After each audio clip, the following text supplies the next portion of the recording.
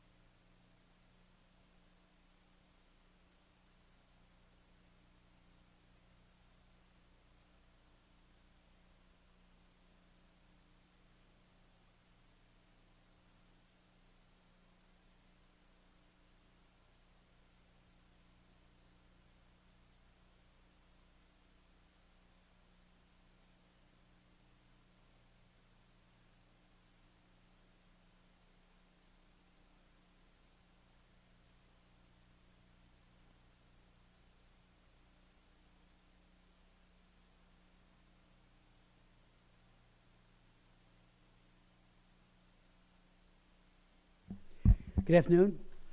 Today's hearing will examine the neglected diseases that affect a relatively small but a significant number of children around the world.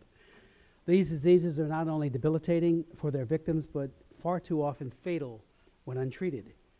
Such diseases largely impact poor people in poor countries. They are not only small in numbers, but those folks are unable to pay market prices for treatments and are unlikely to lead to social movements to force action on their respective diseases. That means that research on detection, vaccines, and drug treatment for their ailments do not receive the priority that diseases such as HIV/AIDS, often seen in pandemic levels, are given. The World Health Organization has identified 17 neglected tropical diseases, or NTDs. The list ranges from Chagas to rabies to leprosy to dengue fever. However, there are others not on the list of 17 diseases that also receive less attention.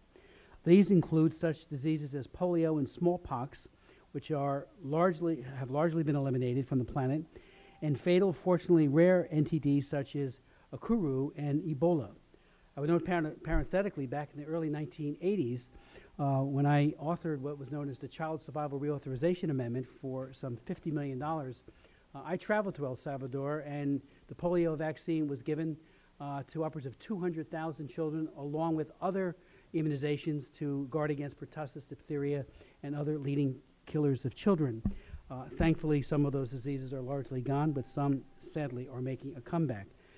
I would also point out that we've had hearings in this subcommittee, and I've introduced legislation to focus on another problem, particularly in Africa, of infection-based hydrocephalic condition that is hurting so many children in places like Uganda. I actually went to Cure International's clinic in Uganda and saw children who got the treatment. Dr. Benjamin Morf has developed it out of Harvard. There are no shunts involved, and these kids went from very large, painful conditions in their head, water on the brain, to very healthy children, and at least 5,000 kids have been saved there. We've been asking, urging, begging practically, that USAID do something administratively to try to address that issue. This hearing will consider the current U.S. government's handling of these and other neglected diseases to determine what more can be done or should be done to address this situation. Current U.S. law favors research on those diseases threatening American homeland, but in today's world, diseases can cross borders as easily as those affected by them or the products imported from the United States. For example, Chagas is most prevalent in Latin America, but it has been identified in patients in Texas, and in cases of dengue fever have recently been reported in Florida. We cannot afford to assume that what may have seemed to be an exotic disease only happens to people in other countries. 10 years ago, West Nile virus, another NTD, was not seen in the United States or anywhere else in the East African nation or outside of the East African nation of Uganda. But in less than a decade, it has spread across the country and much of the rest of the world. Last year, 286 people died from West Nile virus in the United States alone. As recently as the mid-1990s, this disease was seen only sporadically and was considered a minor risk for human beings. Generally, NTDs affect the health of the poor in developing countries where access to clean water, sanitation, and health care is limited. Roughly 2 billion people are being treated for at least one NTD, although most individuals are infected with several NTDs at once. Several NTDs are difficult to control by drug treatment alone because of their complicated transmission cycles that involve non-human carriers such as insects. Furthermore, some of the drugs have significant side effects, including death, and cannot be used by young children or pregnant women. A study done in 2001 found that research and development of drugs to treat infectious diseases had ground to a near standstill. From 1975 to 1999, the report stated 1,393 new drugs were brought to the market globally, but only 16, or 1.1%, were for tropical diseases, including malaria and even tuberculosis, although these diseases represented 12% of the global disease burden. A 2012 update of that study found that the gap between the percentage of research and development of NTDs and their percentage of the global disease burden had narrowed. But there is still a long way to go to reach an adequate balance. Of the 756 new drugs approved between 2000 and 2011, 29 or 3.8% were for neglected diseases, although the global burden of such diseases was estimated at 10.5%. Of these, only 4 were new chemical creations, 3 of which were for malaria, but none for tuberculosis or neglected tropical diseases. It is unprofitable for companies to create treatments for diseases with few victims, and especially for few paying victims, and no certain way to recover research and development costs. Our heart goes out to those who suffer from these neglected diseases, and we want our government to speed up research and development in cooperation with universities and private companies. However, research and development takes time and effort and costs money that private companies perhaps cannot easily justify to their stockholders, including many of us without incentives. We are here today to consider each such incentives and to look at the system in place to forge successful efforts to deal with NTDs. We have with us representatives from the National Institutes of Health, which was established to understand, treat, and ultimately prevent the many infectious, immunologic, and allergic diseases that threaten millions of human lives. Their government partner in the system for developing solutions to the problem of NTDs and other diseases, of course, is the Food and Drug Administration, which, among other responsibilities, is charged with protecting and promoting public health through the regulation and supervision of prescription and over-the-counter pharmaceutical medications, vaccines, and biopharmaceuticals.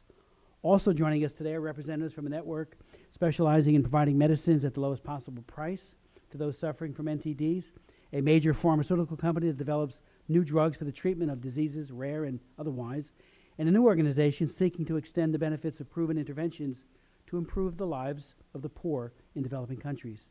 If a solution to the gap between existing research and development and successful strategies to meet the challenges of NTDs is to be found, it will take the collaboration of organizations represented here today who are all leaders in their field. I'd like to yield to Dr. Barra and then to my friend, Mr. Meadows.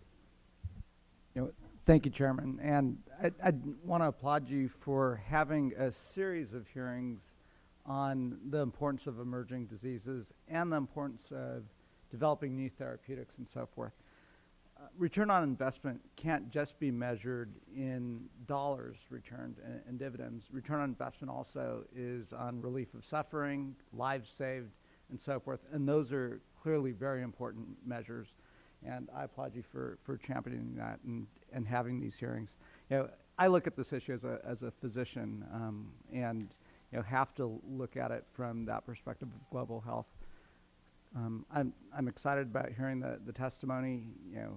It is not going to be an easy challenge elevating the consciousness. And when I look at a number of the neglected diseases, the last I discussed this was when I took parasitology in medical school. But having recently, a few years ago, traveled to Nicaragua with our medical students from UC Davis to work out there, it's very, we were dealing with a dengue fever epidemic. And, I'm going to be curious and certainly ask some questions about developing better surveillance mechanisms as well. So we're actually better capturing the burden of disease, especially with emerging diseases. And I'm excited about this testimony. So again, that's the doctor in me, and that's the public health side of me. So with that, I'll yield back. And again, I'm looking forward to the testimony. Mr. Meadows. Thank you, Mr. Chairman, and thank each of you for coming today. I want to echo what my colleague, Dr. Barrett, just said. The chairman has been a strong, unflinching voice for those that many times never have a voice here in Capitol Hill, and it's an honor to serve with you.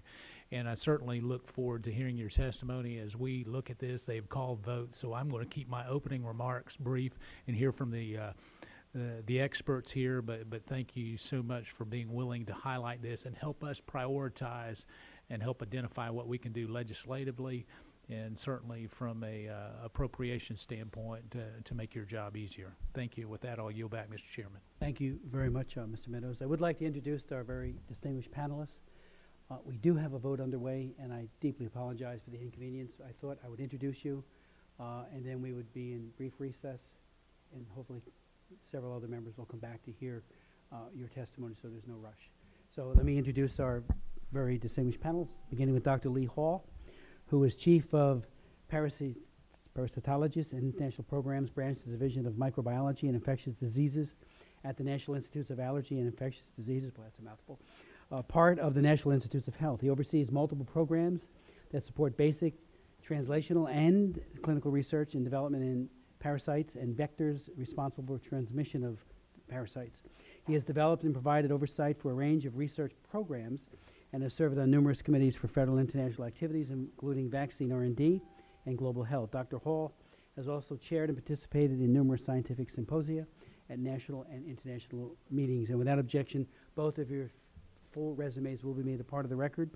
And our next witness will then be Dr. Jesse Goodman, who is the chief scientist of the FDA. He has a broad responsibility for and engagement in strategic leadership and coordination of FDA's cross-cutting scientific and public health efforts, including for public health preparedness and medical countermeasures. He led the 2009 H1N1 pandemic response and the medical countermeasure review for the Food and Drug Administration. Prior to joining FDA, he was a professor of medicine and chief of infectious diseases at the University of Minnesota, where he directed the multi-hospital infectious disease research. He has authored numerous scientific papers and has been elected to the American Society for Clinical Investigation and to the Institute of Medicine. We will stand in brief recess and then continue with the hearing.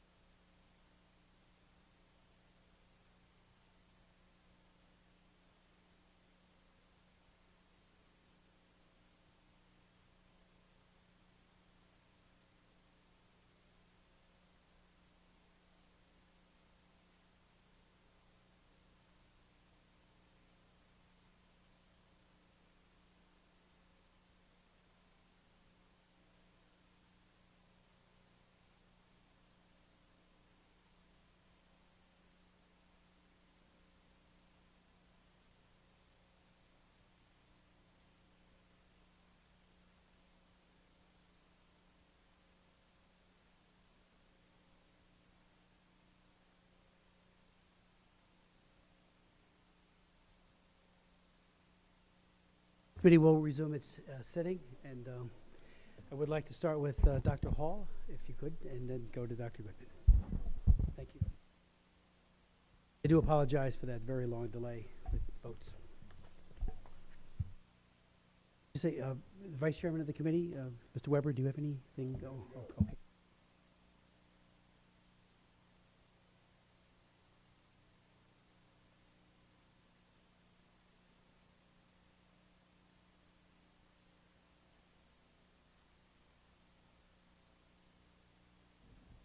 Oh, okay. Sorry about that. Mr. Chairman and members of the committee, thank you for the opportunity to discuss the global and domestic public health threat of neglected tropical diseases, or NTDs, which affect millions of people worldwide and significant numbers in the United States.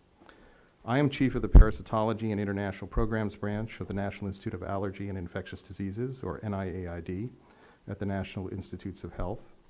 I will now present a summary of my written testimony, which has been submitted for the record.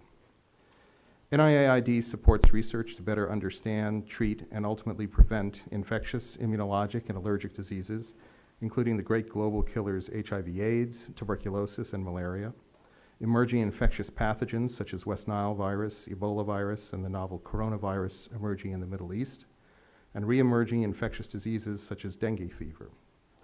NIAID is committed to improving public health through support of basic research, identification of drug and vaccine targets, preclinical testing, and clinical trials. NIAID also offers a broad array of preclinical and clinical resources for researchers to help generate the evidence necessary for the review and eventual approval and licensure of diagnostics, therapeutics, and vaccines by the Food and Drug Administration. The World Health Organization has identified 17 infectious diseases as NTDs. These NTDs are concentrated in impoverished populations in the developing world. Among them are several well-known diseases such as dengue fever, African sleeping sickness, and Hansen's disease, or leprosy. The global burden of these diseases is high. Over 1 billion people suffer from one or more NTDs, which exact an extraordinary human and economic cost. NTDs both result from and contribute to poverty, and they are often co-endemic with other infectious diseases such as HIV/AIDS, tuberculosis, and malaria. Treatment and prevention options for NTDs are currently limited. NIAID is working to strengthen the research and development pipeline for NTDs by leveraging existing clinical research infrastructure and resources. For example, the NIAID Tropical Medicine Research Centers are designed to facilitate research on the cause, diagnosis, prevention, and treatment of NTDs in countries where they are endemic. NIAID also facilitates research on NTDs by providing access to resources, including repositories of genomic sequences and samples of parasites, transmission vectors, and hosts, as well as services for early-stage development of NTD countermeasures. NIAID enters into public-private partnerships with a variety of organizations to share the cost and risk of developing new and improved vaccines, treatments, diagnostics, and vector control strategies. Though time does not permit me to describe all of the work we are doing in this area, I will now highlight recent NIAID-supported scientific discoveries on several important NTDs. Dengue fever affects millions of people every year and is re-emerging as a disease of public health importance in the Americas, including endemic transmission in Puerto Rico and locally acquired cases in Florida. The disease is caused by mosquito-borne viruses that produce high fever, joint and muscle pain, and in severe cases, death. NIAID is funding studies on dengue fever, including development of rapid diagnostic tests, therapies, and vaccines. Recently, NIAID scientists identified Tetravax, a promising vaccine candidate that has been licensed by manufacturers in Brazil, India, and Vietnam. Phase 2 clinical trials to further evaluate Tetravax will begin soon in Brazil and Thailand. If successful, this vaccine could be instrumental in limiting the spread of dengue fever worldwide. 7 to 8 million people have Chagas disease. As many as 300,000 people in the United States may have Chagas disease, most having been infected in endemic countries and then traveling to the United States. The growing pipeline of treatments for Chagas disease includes a promising drug candidate, K777. NIAID-funded basic research identified this drug. NIAID also supported preclinical studies and will continue clinical development of K777 to determine its safety and efficacy for treating Chagas disease. NIAID-supported researchers also are exploring innovative designs for Chagas disease vaccines. Such interventions are showing great promise in limiting Chagas disease worldwide. Schistosomiasis is a chronic disease caused by parasitic worms. Though its mortality is relatively low, tens of millions of people worldwide suffer chronic and debilitating consequences. NIAID supported the genome sequencing of multiple species of worms responsible for different forms of schistosomiasis, including one that causes a form associated with bladder cancer. This genomic information has helped to identify potential cancer-causing genes in this organism, as well as targets for new antiparasitic therapies. NIAID also pursues the development of schistosomiasis vaccines. Recently, NIAID-supported researchers identified a promising vaccine candidate, and NIAID is partnering with a small business under NIH's Small Business Innovation Research Program to further preclinical development of this vaccine. Together with the Bill and Melinda Gates Foundation, NIAID sponsored a meeting this year to assess schistosomiasis vaccine candidates and provide guidance for future vaccine research. Hansen's disease, also known as leprosy, is a chronic bacterial disease that often leads to lifelong disability. Hansen's disease has long been associated with social stigma and discrimination. Nearly 230,000 new cases of Hansen's disease were identified globally in 2010. In the United States, 213 cases were reported in 2009, including some thought to result from transmission to humans from armadillos. NIAID research efforts on Hansen's disease are focused on early detection, prevention of nerve damage, and discovery of emerging drug resistance. Armadillos, the only animal known to be susceptible to Hansen's disease, are an important tool for research on this disease. NIAID has supported the only globally available research reagents from Hansen's disease propagated in armadillos, and also supported the development of the armadillo as an animal model to evaluate the efficacy of new drugs and vaccines.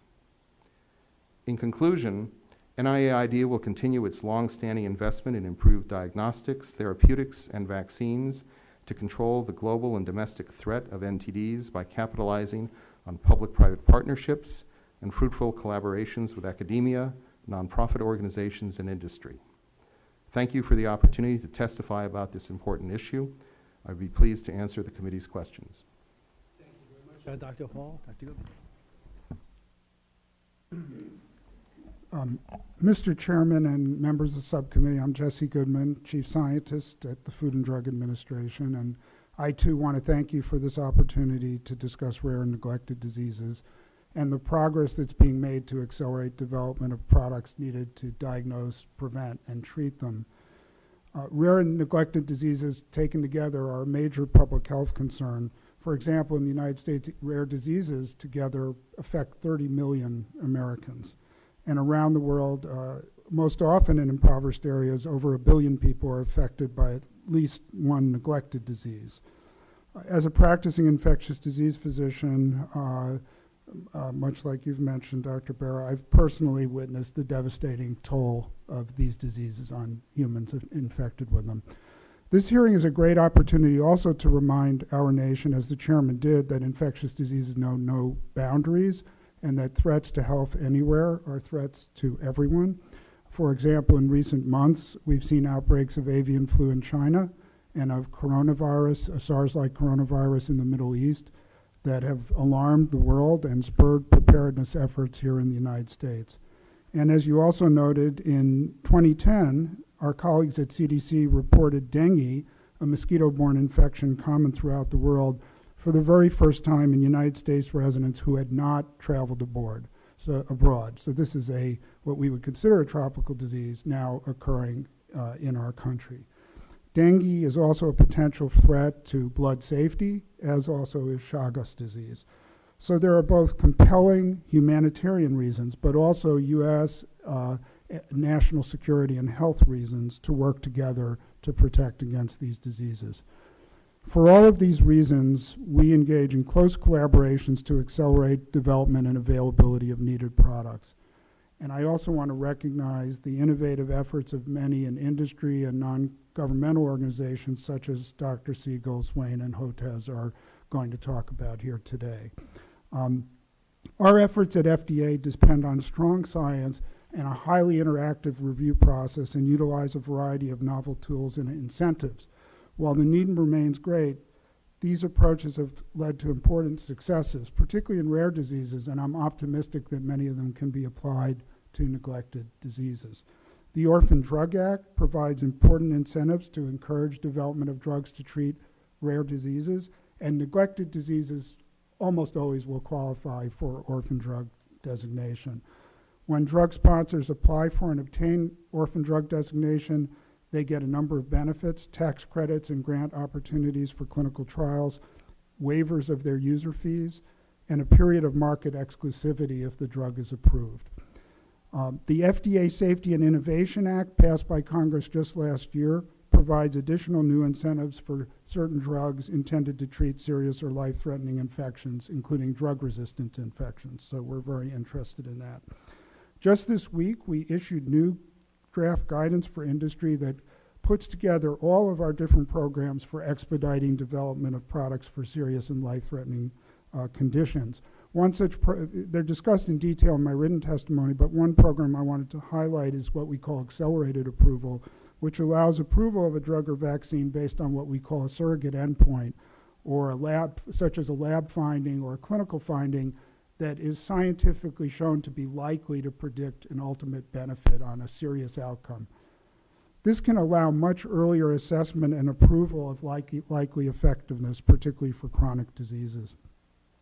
FDA also recognizes the importance of global collaboration and engagement, and while it is a resource challenge, FDA, NIH, and CDC are very involved in global health, and we played an important role working together in developing what's called the Global Vaccine Action Plan, which was recently adopted by the World Health Assembly, and Lee and I both worked on that. FDA is also a key partner with the WHO in what we call diagnostics and vaccine pre-qualification programs. We help them evaluate products for global use, and particularly important in collaborative efforts to build regulatory capacity in other parts of the world, so that we work, for example, with something called the African Vaccine Regulatory Forum. And the idea here is to help our colleagues in regulatory agencies around the world and potentially get access to countries that need products sooner. It's also important to make sure, though, that for the products we have now, that people have access to them and that they're safe. And there's a big problem with the substandard and counterfeit medicines that are common in many parts of the world. For example, malaria kills more than 600,000 people globally every year, mostly children. But compromised or fake anti-malarial medicines have been found to make up 10 to 50% of the drug supply in a number of countries. Such medicines will not cure patients. Sometimes their use results in death or serious injury, and they can lead to resistant strains. This April, FDA announced a unique public-private partnership to identify counterfeit or substandard anti-malarial medications with the development and testing of a device developed in our laboratories called CD3, or the Counterfeit Detection Device. And this partnership includes the Skoll Global Threats Fund, the United States Pharmacopoeia, our colleagues at NIH and CDC, the President's Malaria Initiative, as well as the Corning Company. To further promote development of treatments for rare and neglected diseases, we also strive to bridge the gap between basic scientific research and getting to products that people can use. And this gap, in fact, can be filled through enhanced regulatory science. For example, the development of those surrogate endpoints I mentioned that can speed product development, or through disease models. One example, just to mention one of many, is a new model developed at FDA to develop drugs and vaccines against leishmaniasis, which infects 12 million people around the world. Another remarkable accomplishment is the development of a new vaccine to protect people against serogroup A meningitis, which causes devastating epidemics in Africa. Working through a unique public-private partnership, the Meningitis Vaccine Project, FDA scientists developed and made available an innovation that allowed a safe and effective meningitis vaccine to be manufactured efficiently at greatly reduced cost. As a result, over 100 million people in Africa have now been vaccinated, and that disease has been beaten back dramatically. While much remains to be done, recent FDA approvals highlight the success and promise of these kinds of proactive approaches. For example, Serturo, or bedaquiline, was granted accelerated approval as an orphan drug just this last December to be used as part of combination therapy for multi-drug resistant pulmonary tuberculosis when there are no other treatment options. And similarly, FDA used expedited approaches to approve Kalydeco to treat a rare form of cystic fibrosis, and this drug was approved within 3 months, a near record time. So in conclusion, thank you for this opportunity to testify about our work with others in combating rare and neglected diseases. Your engagement and support, including of strong science at FDA, has been and will remain important in helping to solve problems in developing these needed products. I'm frankly optimistic that with so many people working together so well, we will continue to see progress. And I look forward to working with you and welcome your questions. Dr. Goodman, thank you so very much.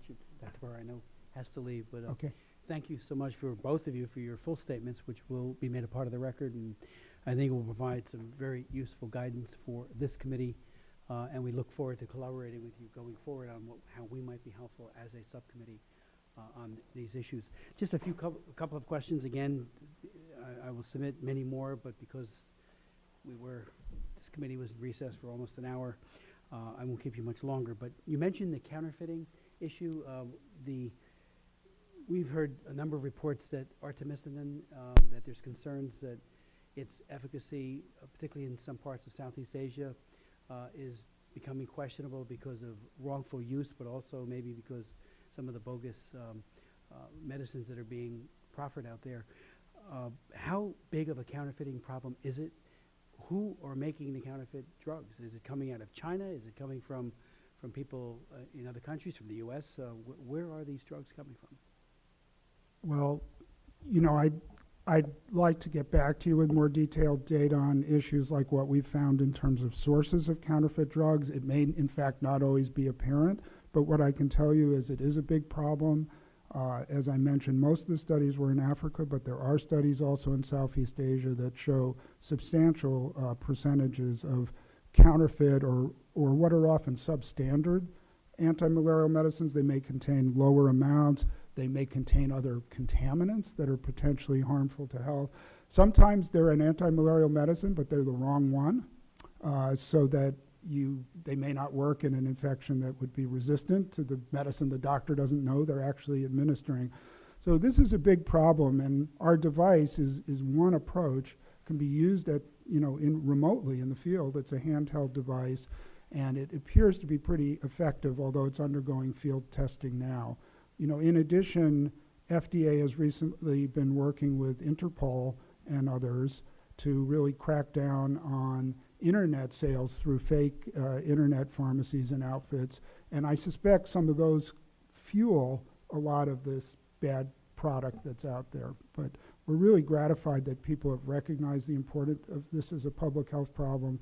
As an infectious disease problem, I will say misuse of antibiotics or use of antibiotics that are substandard or subpotent is very concerning, both because it hurts patients and it does contribute to this problem of increasing drug resistance that we're seeing. You note in your testimony or Dr. Hotez, I should say, notes in his testimony that when you talk about stunting, that tropical diseases is also a major contributor to stunting. And I know, Congress and the administration is working very hard, as is the world, on that first 1,000 days, making sure that food security and from conception to about the second year, children get the right kind of nutritional aid. But how do you see tropical diseases as contributing to the stunting problem that we've seen all around the world, particularly in places like Africa and North Korea? Dr. Hall? Well, thank you. That's a very interesting question, but a rather complex one. I think the answer is that these tropical infectious diseases in many cases contribute to malnutrition in a variety of different ways, and obviously relieving or treating the infectious diseases or preventing them in the first place would be a great way to try to avoid this problem altogether. And that's really one of the things that we would want to focus on with the development of new interventions and other approaches to try to minimize the impact of these diseases. And Dr. Hotez could probably shed even more light on it, but we know simple things like, even improving anemia, which is common in young children who are, who have parasites, can improve their performance in school and their learning. So there's both very obvious malnutrition and infection that occurs, but there's also much more subtle effects, where if these were our children, we would be deeply, deeply concerned, and we should be concerned more generally. You cite, Dr. Hall, in your testimony that the U.S. is the largest public funder of neglected tropical disease research. Who would be second, third, and what are we doing to try to, you mentioned, Dr. Goodman, the importance of global collaboration. I will, for example, be in Istanbul on Saturday working as chairman of the Helsinki Commission with 300 parliamentarians from 57 countries. And while we usually work on issues related to human rights and democracy, rule of law, I've brought the autism issue there, brought some other issues, where we need to be working across. Well, that's lawmakers. You obviously work with the experts. Who are your best collaborators, and how can we could be helpful, members of the House and Senate, in promoting that? So again, this is a very important question, because it's very important, because of the multidimensional nature of this problem, to engage multiple stakeholders. With respect to the actual rank ordering of who is first, second, and third, I'd have to get back to you. I can tell you that certainly the U.S. government is the largest funder for neglected tropical diseases. Certainly other foundations, such as the Gates Foundation, have had a major role to play, and certainly USAID and other groups have also contributed in this area, as well as overseas agencies as well. Could get back to us with that. Dr. Zwaini from Evidence Action points out that there are some 400 million children at risk, school children, without treatment for intestinal worms. How has that improved over the last, how do we reach those? I know the Carter Center works on, certain parasites. Are we doing enough to rid the world of parasites, and especially intestinal worms? Well, I think, they have, from reading the testimony, some very innovative programs and are delivering medicine and hopefully having a real impact on that. I think one of the things we're seeing increasingly in making a difference in global public health is also integrating these different efforts across multiple diseases, and it really becomes about people getting the care they need. I know WHO and others and Gates are really focusing on, how do we deliver these interventions, and of course, and how do you keep people from getting reinfected with some of these pathogens. So I think you need a holistic approach, but as some of these efforts point out, you can make a tremendous amount of difference, often with inexpensive medicines and interventions. Let me just ask a few final questions. Are there gaps with USAID funding that Congress has provided? I know that OMB goes through everything that it goes through your agencies to scrub and make final recommendations, but if you had a wish list, how much more do you think would need to be added in order to really even push the envelope even further? And I would say parenthetically, 20 years ago, I contacted WHO and asked them at their tropical disease side, what would it take, and actually got an amendment passed that tried to get us on a glide slope to meeting some of those figures. What would it take? We can work in a bipartisan way. I believe Dr. Burr and I have talked, previously about filling in those gaps. How do we do it? Well, I think for USAID and That's some not of to take anything yeah. away from the great work you're doing. Please let me Right. underscore that with exclamation point. No. Well, I think That's a for, resourcing problem. I was going to say, I think for the agencies, delivering some of these medicines and care, they would be the best to answer, how they feel they're doing. And, I know the whole federal budget is tight, and we all have a lot of obligations and responsibilities. From the FDA point of view, there are certainly areas that, were there resources available, we could potentially build out. Those would include our enriching our continuing collaborations with regulatory agencies around the world, so that it's sort of like if you help people do something, then they can take that on themselves. I think also in this applied science space, where we could develop better ways to develop and test these drugs more efficiently, and work very interactively with industry. Those are things that are to some extent resource dependent. I will say we feel this is very important, and a lot of our staff work on these issues, because it means a lot to them, even if they may not quite have the bandwidth.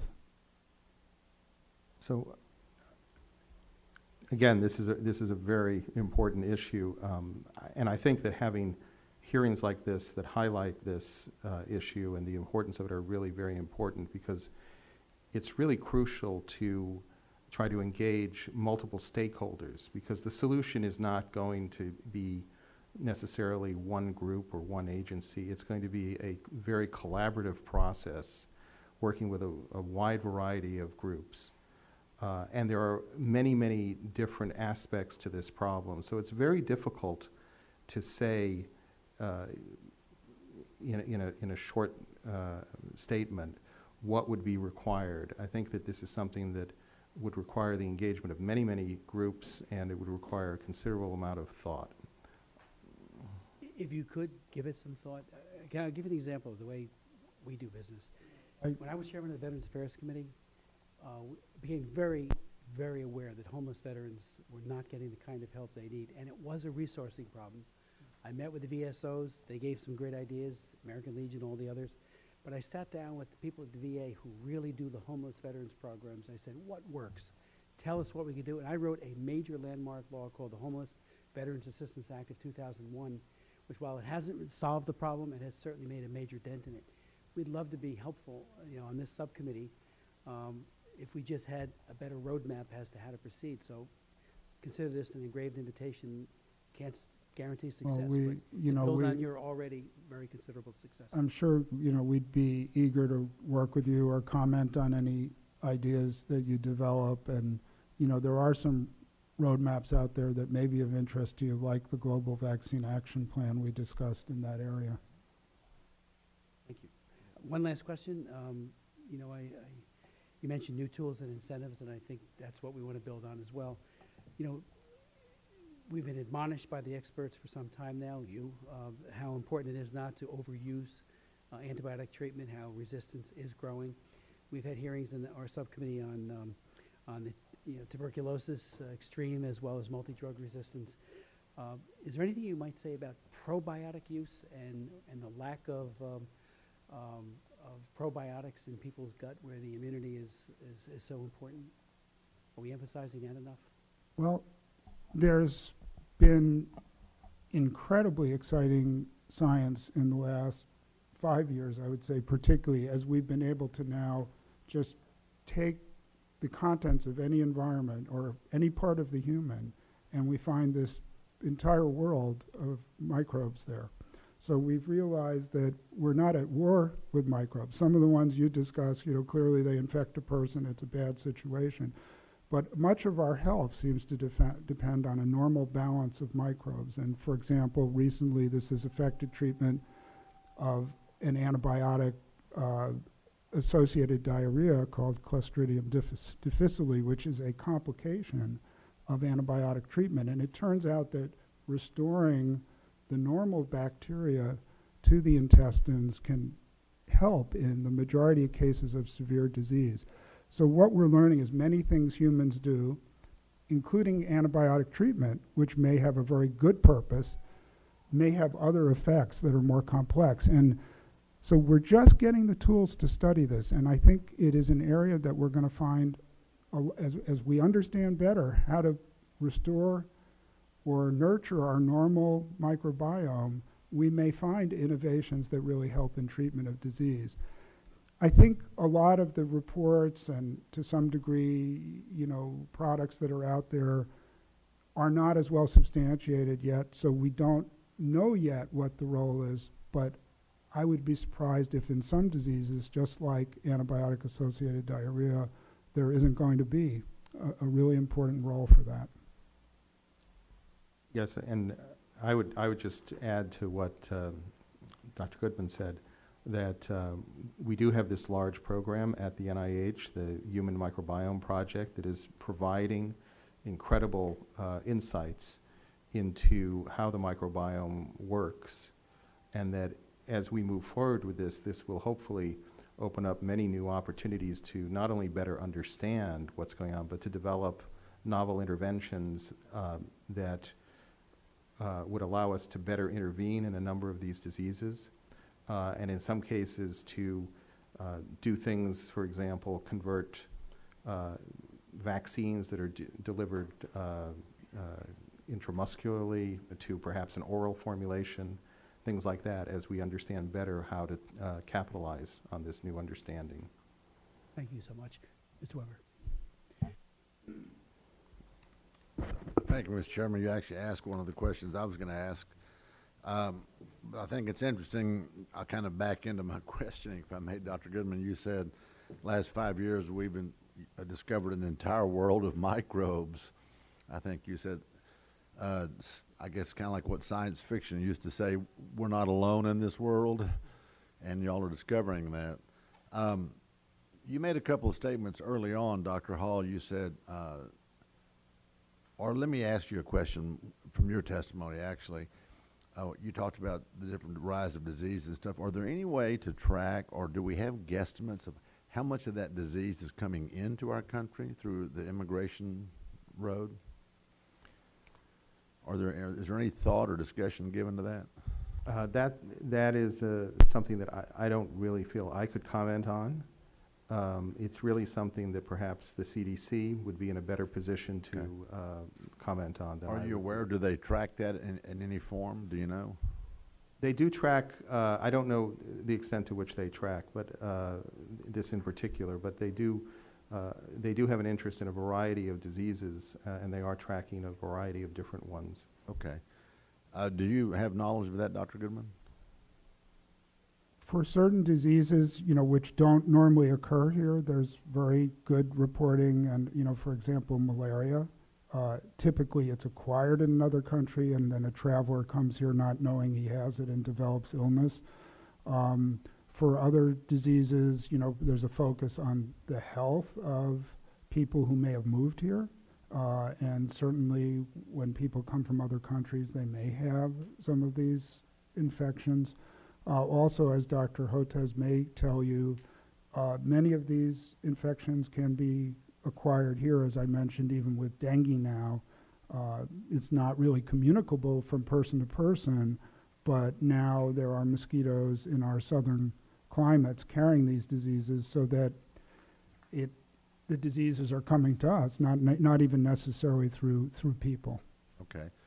And I think, and you mentioned that the dengue and the Chagas disease, I think is what you call it. I'm a blood donor. I try to be.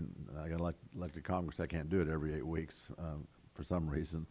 But I have AB negative blood, which less than 0.5% of the American population has. Now you know what's wrong with me.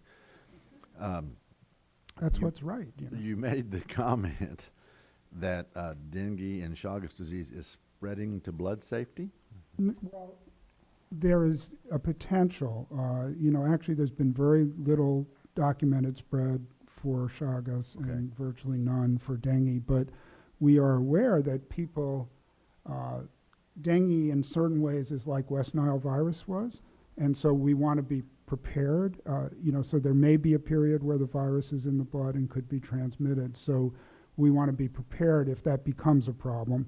With respect to Chagas disease, people can be infected for years without being aware of it, and that's the reason for that concern. But right now, I don't think there's an active problem with the Well, I blood get asked supply. that question every time I give blood, Yeah. they show, have I ever been diagnosed with this? And That's so- why, so it's really in this stage of trying to be vigilant, do surveillance, and prevent there from being problems, Okay. develop tests in case they are needed. Okay, and then you also said that the Orphan Drug Act, and as a new member of Congress, I'm not really familiar with that. You said that the neglected diseases almost always qualify. Would you elaborate on that? Well, the major cutoff point for the Orphan Drug Act, as I understand it, is that to be eligible, a disease has to affect less than 200,000 people in the United States.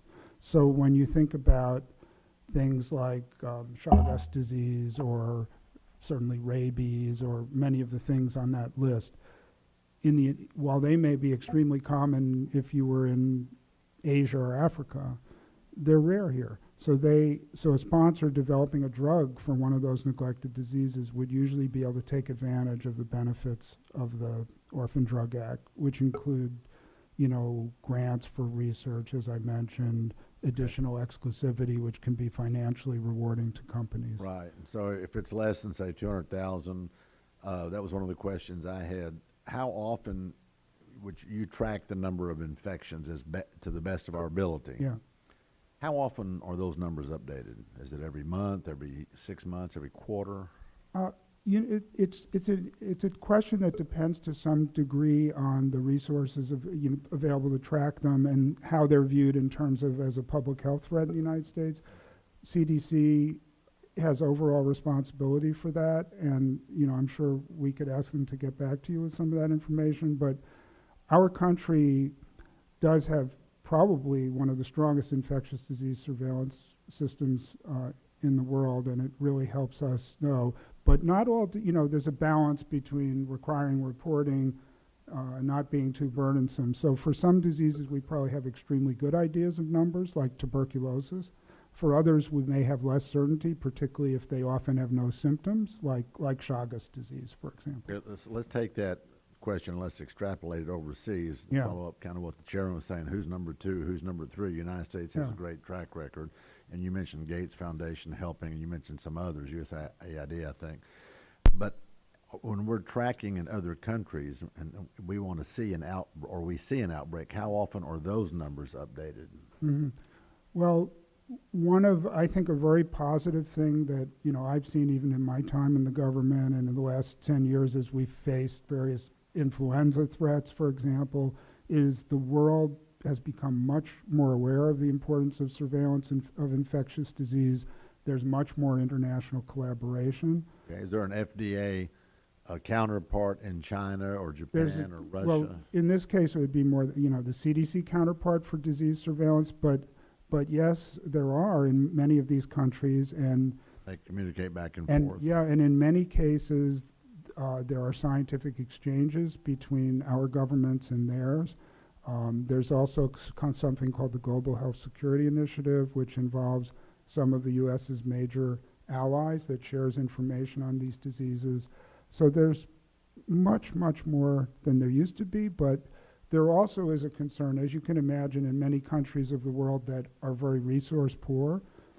They may not have either the resources or in many cases the expertise to devote to disease surveillance. So there's a lot of recognition of the importance of trying to, wherever we can, improve surveillance in those areas too. And that was one of my questions. Would you would you agree that developing countries that maybe don't have an infrastructure, maybe not as much clean water, maybe as good as health care, that part of helping to stabilize them, if you will, in some fashion is going to be training and equipping them even at that basic level?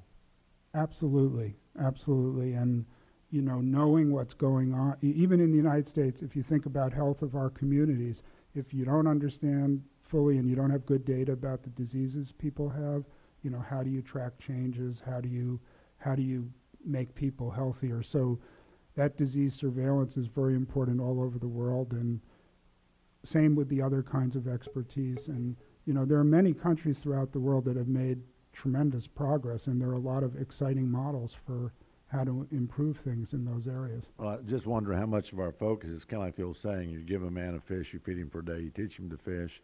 We can give them vaccines, but can we help with their infrastructure and their training so that the underlying, I won't say problem, the underlying situations that keeps them from being maybe as healthy and as knowledgeable as they could might help. Let me shift gears for just a minute. You made the comment you're trying to build regulatory capacity around the world. You're trying to get access, I think, access to the product sooner. What is that time frame when a product is began and studied and put out? Is that typically 3 months, 3 years? You mean for other countries? Right, for us to get a product, well, your comment was you're trying to build regulatory capacity around the Right. world and get access to the products sooner. Well, so what I'm thinking about, for example, is what if there's a life-saving intervention that could help, people who are primarily in other places. There are many factors in having access to that. There's cost, there's their ability to deliver it.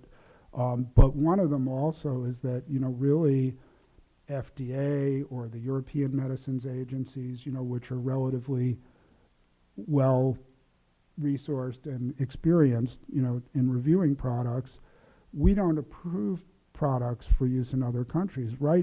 Rightly so, countries have their autonomy and need to be sure that their assessment of a product for use in their country is science-based and satisfies their needs.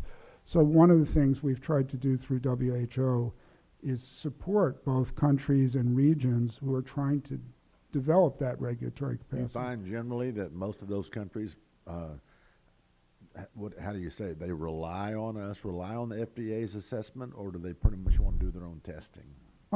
There's, as you can imagine, there's incredible diversity. A lot of countries look to FDA and also to our European colleagues, as having expertise and really may not rely on, but use our reviews as the basis, as part of the basis for their decisions. Right. But many of them are coming together also in regions, for example, in Africa and in the Pan American region, to build their own regulatory capacity and to cooperate with us, almost as partners and equals. And we've had situations where we can learn from work they're doing. For example, in Latin America, the monitoring of the 2009 influenza outbreak, studies of vaccine safety for other vaccines have been performed there.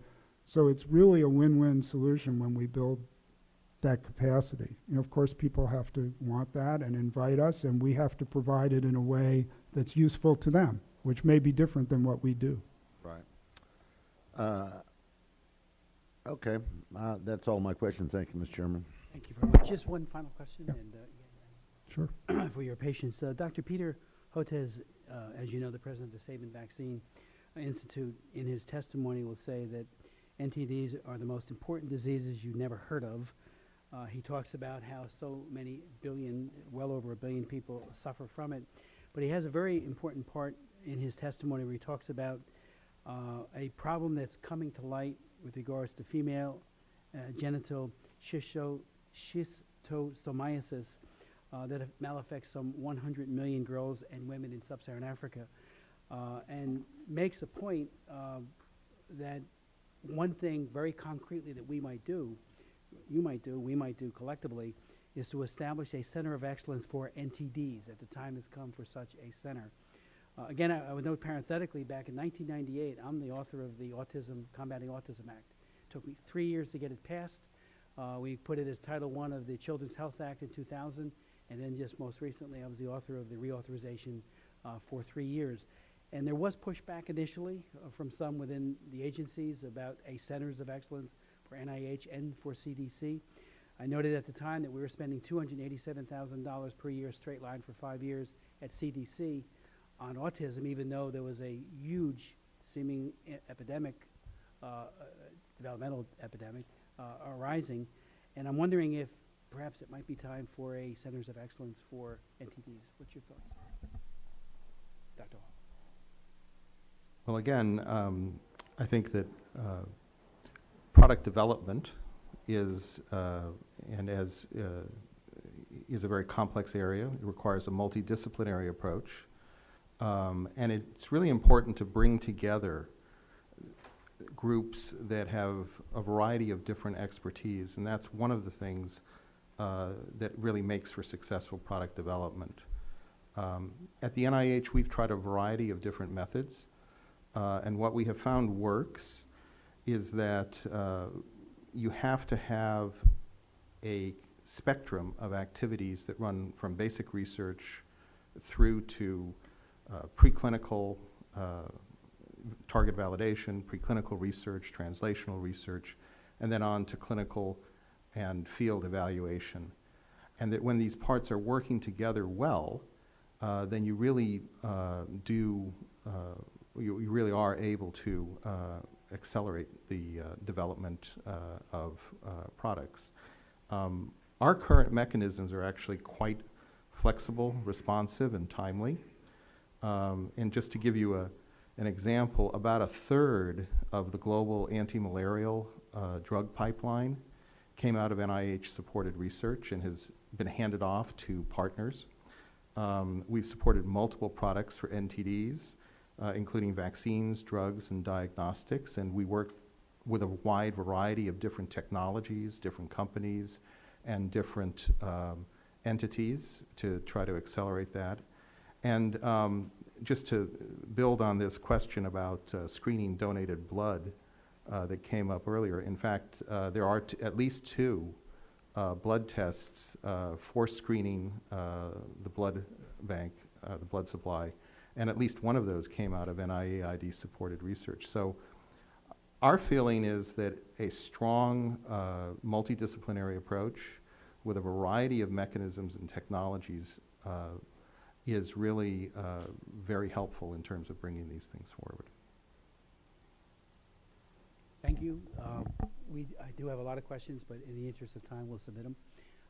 Thank you for your tremendous leadership, and we look forward to work with you. Thank you. Now we'd like to invite our second panel to the witness table, beginning with Dr. Peter Hotez, who is the president of the Sabin Vaccine Institute and leads the Texas Children's Hospital Center for Vaccine Development based at the Baylor College of Medicine in Houston, Texas. He is also the founding dean of the new National School of Tropical Medicine at Baylor College of Medicine. His academic research focuses on vaccine development for a wide range of neglected tropical diseases around the globe, as well as studies to increase awareness about the neglected tropical diseases in developing countries and in the United States. Dr. Hotez created the Sabin Vaccine Institute Product Development Partnership and was instrumental in creating the global network for neglected tropical diseases. We'll then hear from Dr. Jay Siegel, who is the Chief Biotechnology Officer and Head of the Scientific Policy at Johnson & Johnson. He is actively engaged in R&D leadership and in policy development at the national as well as international levels with regard to regulatory and scientific issues. Dr. Siegel joined J&J in 2003, and prior to that, he worked at the FDA's Center for Biologics Evaluation and Research, where he worked to regulate the biotechnology industry. He has authored numerous publications in the area of clinical trials, design, biotechnology, immunology, and drug development policy. J&J submitted written testimony on April 20th at one of our hearings back on drug-resistant disease, and we're very grateful for that, but also even more to have you here today. We'll then hear from Dr. Alex Zwane, who is Executive Director of Evidence Action, a new organization working to scale proven interventions to improve the lives of the poor in Africa and Asia, and the Deworm, the World Initiative, which supports the scale-up of school-based deworming programs worldwide to improve children's health education and long-term development. She previously worked for the Bill and Melinda Gates Foundation, where she led the Water, Sanitation, and Hygiene Initiative strategic planning process and their measurement and evaluation plan. Dr. Zwane worked at google.org to develop and manage health and water issues as well. And without objection, your full bios, which are very, very impressive, will be made a part of the record. Dr. Hotez. Thank you very much, Chairman Smith.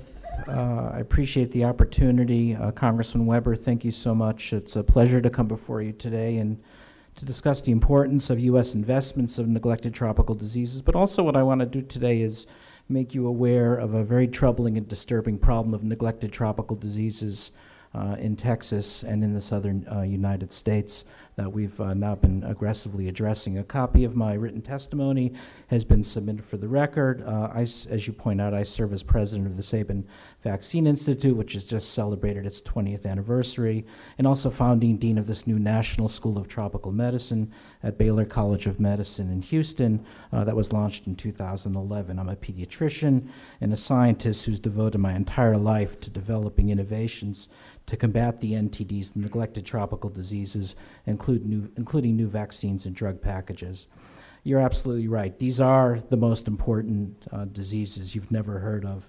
Today, virtually every person on our planet who lives in extreme poverty lives below the World Bank poverty figure of $1.25 a day.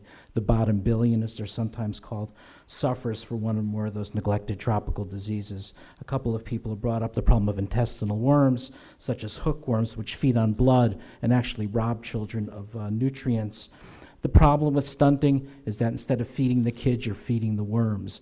These are the leading causes of growth stunting on our planet. What's even worse is intestinal worms like hookworms have been shown to reduce childhood intelligence and in cognition, and now the economists have come in from the University of Chicago to show that chronic hookworm infection reduces future wage earning by 40%. So this is why these diseases are so devastating, not necessarily because they're killers, they're trapping people in poverty. They actually will thwart future wage earning. So that getting rid of hookworms, it turns out, may be one of the most cost-effective ways to lift the bottom billion out of poverty. And it's not just children. More than a quarter of pregnant women in sub-Saharan Africa have hookworms and go into labor and delivery with profound anemia and risk for severe morbidity or even death. As my obstetrician colleagues point out, it's not that African women bleed more during childbirth, but it's that they begin the delivery process with 2 strikes against them because they start out with so little blood because they have hookworms. These are not rare diseases. One quarter to 1/3 of pregnant African women have this condition. But an even more concerning problem, or an equally concerning problem, I also want to tell you about in Africa today before I move to the U.S., is what's coming to light is a manifestation of snail fever known as female genital schistosomiasis, a parasitic infection that produces bleeding ulcers on the cervix, the uterus, the lower genital tract. It causes bleeding, pain, terrible shame, terrible stigma. This is not a rare disease. 100 million girls and women. This may be the most common gynecologic condition of girls and women on the African continent. Now, can you imagine if we had 100 million girls and women in the U.S. with female genital schistosomiasis? As a society, we would never tolerate it. But because it affects girls and women who live in abject poverty, most in remote parts of rural Africa, they go untreated. Now, what's very equally concerning is the fact that this female genital schistosomiasis is associated with a 3- to 4-fold increase in horizontal transmission of HIV/AIDS. It may be Africa's most important cofactor in its AIDS epidemic, and you've never heard of it. So we need to change that. Just a couple of other final examples to wrap up the global situation is the stigmatizing effects of cutaneous leishmaniasis, also known as Aleppo ulcer or Aleppo evil. It's now affecting more than 100,000 people living in Syria who fled to refugee camps. It's also been a problem among our U.S. troops in Iraq and Afghanistan. But in the Middle East, again, it's girls and women who are permanently discarded and rendered unmarriageable or not allowed to hold their children as a result of this neglected tropical disease. And the point I keep wanting to emphasize is the magnitude.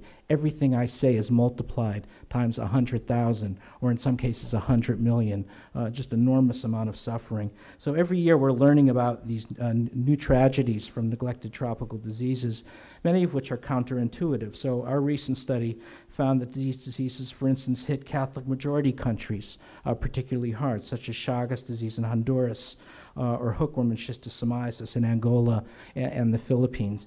It's no accident. You know, these diseases are some ways, you all know about emerging infections. This is what gets the newspapers' attentions, right? Avian flu or H7N9. These are just the opposite. these have been around forever. These have plagued humankind for centuries. I like to call them the biblical diseases because you can find detailed descriptions of these diseases in the Bible, but also the Talmud, the Vedas, the writings of Hippocrates, Egyptian papyri. That's how long they've been around. Now, the good news, and there is some good news to this story, is that we can do something about 7 of the most common neglected tropical diseases for ridiculously low cost, approximately 50 cents a person per year. So what happened was in 2005 and 2006 with colleagues from the United Kingdom, we put forward this concept of a rapid impact package in 2006, which is now being scaled up through support of the United States Agency for International Development, USAID, and with advocacy from our Global Network for Neglected Tropical Diseases, which is a SABIN initiative. And thanks to generous drug donations from leading pharmaceutical companies like Johnson & Johnson, a unique and innovative public-private partnership has been created to efficiently and cost-effectively address neglected tropical disease control. And the cost is again, ridiculously modest, partly because we're leveraging more than $4 billion worth of drugs that have been donated from the pharmaceutical industry, and more than 250 million people are being treated. This may be one of the world's largest public health intervention. So I don't want to leave today without saying that it's extremely important that you continue support for USAID's neglected tropical disease program. It's very low cost.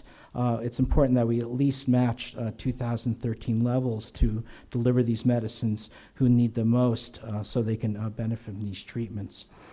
So while these diseases are incredibly potent, the U.S. government has actually been the lead at supporting these neglected tropical disease packages. The UK has now also provided support.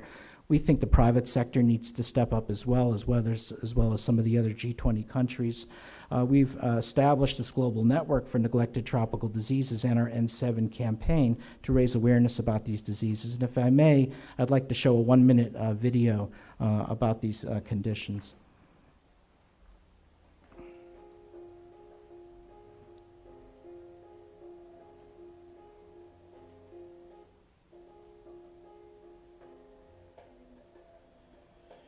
This is lymphatic filariasis or elephantiasis. That's 120 million people with lymphatic filariasis, 800 million with roundworm, 700 million people with hookworm. Notice the numbers add up to more than 1 billion. People are polyparasitized. They have multiple of these diseases at the same time.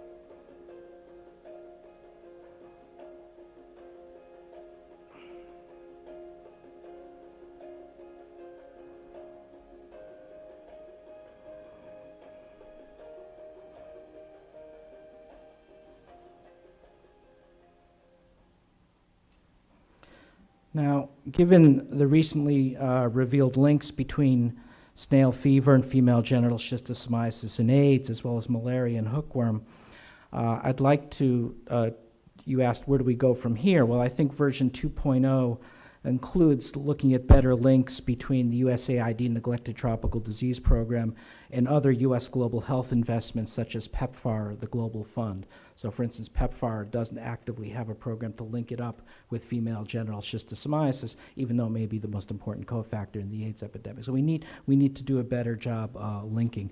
But all of them are extraordinary programs. The Global Fund to fight AIDS, TB, and malaria needs to do the same thing. And the few times they've done it, the results have been extraordinary because the Global Fund supported lymphatic filariasis, one of those diseases in Togo. It's been eliminated now in Togo. So there's incredible power that could be brought to bear by bringing PEPFAR and the Global Fund into the equation. We also need to encourage governments beyond the U.S. I think it's unfair that we put all of the burden on U.S. taxpayers. Our country's been more generous than any other, but we need to bring in some of the other G20 countries. What's Indonesia doing about this? What's India doing about this? What's China doing about this? China's investing billions of dollars in sub-Saharan Africa, and so far not a penny is going to neglected tropical diseases. So action item number 2 is we've got an exciting new Office of Global Health Diplomacy in the State Department. What's going to be the role for them? Well, I think one of them would be putting diplomatic pressure on the all the G20 countries to step up from support for NTD control and elimination. So we're finding a lot of these NTDs among G20 countries. So one of the surprising findings that we've made in the last 2 years is that while we think of these diseases as exclusively sub-Saharan African diseases, in fact, the lion's share of most neglected tropical diseases are in the G20 countries, the 20 wealthiest economies. It's the extreme poor living in the wealthiest economies. And that includes the United States. We have 20 million people now in the U.S. that live in what's called extreme poverty. That is a standard deviation below the poverty line. It also includes now, and this is an amazing fact, 1.46 million families with nearly 3 million children who live on less than $2 a day. So for the first time to my knowledge, we're taking that same global benchmark for global poverty and applying it to the United States, and it's especially in the southern United States. At our National School of Tropical Medicine based in Houston, what we've done now is to take that global health lens and turn it inward. Beginning in 2008, I identified a group of neglected tropical diseases in the U.S., mostly in the southern U.S. and particularly in Texas, that's affecting 5 million Americans. So 5 million Americans have one or more neglected tropical disease. It includes 2.8 million African Americans with toxoplasmosis, a larval worm infection of the lungs and the brain that's been now linked to pulmonary dysfunction and asthma, developmental delays and seizures, millions of African American women with trichomoniasis that's been linked with HIV/AIDS, hundreds of thousands of Hispanics with Chagas disease, a debilitating heart condition. To get to your question, Congressman, we found now in Texas that it's one in 3,500 blood donors are seropositive for Trypanosoma cruzi, have Chagas disease. Now, for the most part, extremely poor people and people who live under extreme conditions don't give blood. So this is an extreme underestimate of the number of true cases of Chagas disease. Some estimates say 200,000 people with Chagas disease in the state of Texas. That's probably a little high. We're finding it now possibly among the homeless. In Houston, we're finding it widespread. And I think a key point to mention is, one, they're not rare diseases. Two, everyone thinks this is a problem of immigration. Immigration may be a part of it, but we believe there's actual transmission of these diseases going on. So it's poverty. If there's something about people living in extreme poverty, whether it's in the 3rd or 5th ward of Houston, whether it's in South Texas, this is what seems to be predisposing it. We've got a dengue problem in Texas. We know it's widespread in South Texas. We believe now that it might have emerged in Houston as well. We've had the Aedes aegypti mosquito here for a long time. It's occurring primarily in the poorest parts of Houston. Why the link to poverty? Why is dengue linked to poverty? We don't really know. When you drive through some of these areas, you see people without window screens, without air conditioning, or they have those box-like air conditioners that are very porous. Maybe that has something to do with it. Our scientists at the National School of Tropical Medicine have identified a new syndrome linked with West Nile virus. Everyone knows about the very rare condition of neurologic involvement. We're finding maybe 10-20% of people with West Nile are getting chronic renal disease, something that we didn't know about before. So this is a problem that we really need to take on. What do we do about it? We are not doing programs of active surveillance looking for these diseases. These problems are being largely ignored. We are not doing anything to investigate really how these diseases are transmitted, partly because the CDC has been terribly underfunded. They haven't had the resources to really take this on. So we're trying to fill in the gaps in doing this at the National School of Tropical Medicine. And this gets to this whole idea of creating a center of excellence. I think the center of excellence has to take on neglected tropical diseases abroad among the bottom billion, taking on the biblical diseases, but we also need to have that center of excellence address at least 5 million Americans live with extreme poverty in the United States with these NTDs. A fair amount of it is going to be needed for research and development. That's one of the things that we're doing at our Sabin Vaccine Institute, which is a nonprofit product development partnership, a PDP, that will make the products that the drug companies can't make or won't make. Not that the drug companies are bad guys. They've been amazing, incredibly generous at donating medicines, but it's another leap of faith to ask them to go back to their shareholders and ask them to invest tens of millions of dollars for R&D. That's what we're doing at Sabin Vaccine Institute and our National School of Tropical Medicine.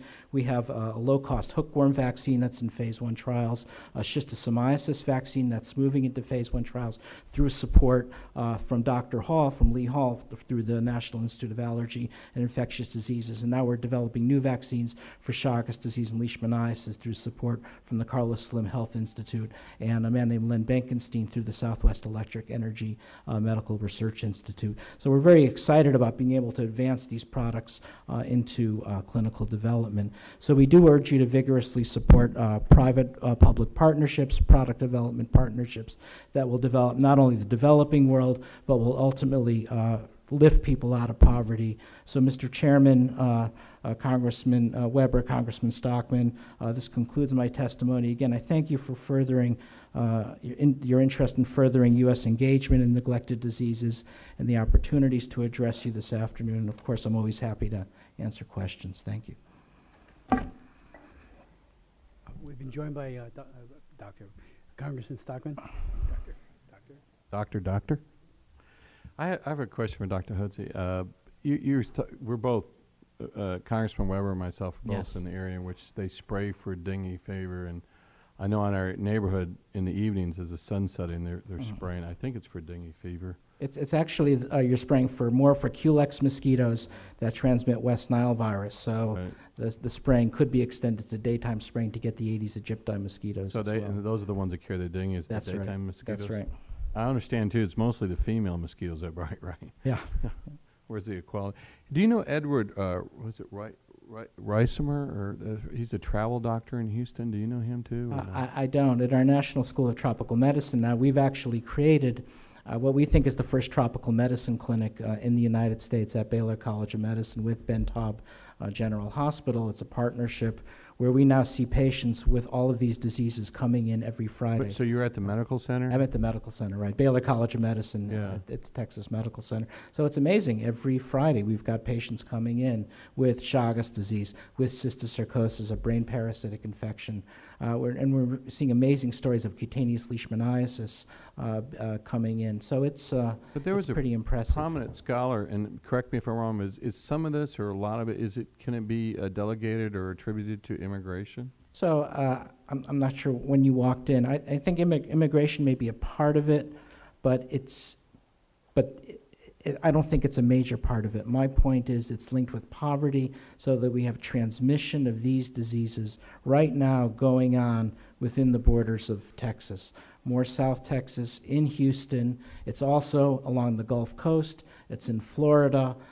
There's something about this pernicious combination of extreme poverty and warm, moist climate that just like it is elsewhere. I mean, after all, Houston is on the 30th parallel, right? It's on the same parallel as New Delhi and Cairo and But in other reference cities. to our own city, I think the mosquitoes bite anybody. I don't think they just bite poor people. Yeah, so as I said, we're trying to get our arms around what is it about poverty that seems to particularly people particularly I susceptible. mean, if they're pretty smart mosquitoes, that they know the difference of No, people's I'll tell you what it is. Here's what I think it is. I think it's people living in extreme poverty have more exposure because they don't have the adequate housing, so they're getting exposed more to mosquitoes. We're seeing very high rates of West Nile virus among the homeless. One of our faculty members has found that. Same with Chagas disease. So I think we haven't proven it. This is only a hypothesis that the link between poverty and these diseases is levels of exposure to the vectors. I was in DRC, and I was telling the chairman about how I experienced firsthand some of the tropical diseases, and their inability to deal with it is pretty sad, actually. They don't, I think the basic stuff they didn't have in fact, it was supposed to be their advanced hospital, I was in Kinshasa. It Mhm. was horrible. Yeah. It was absolutely horrible. So I appreciate what you're doing and the research you're doing. It's really really needed. And for someone that got pretty sick there, I very much appreciate what you're doing. And We actually have I have a paper coming out at the end of July on the DR Congo, Democratic Republic of Congo, and NTDs,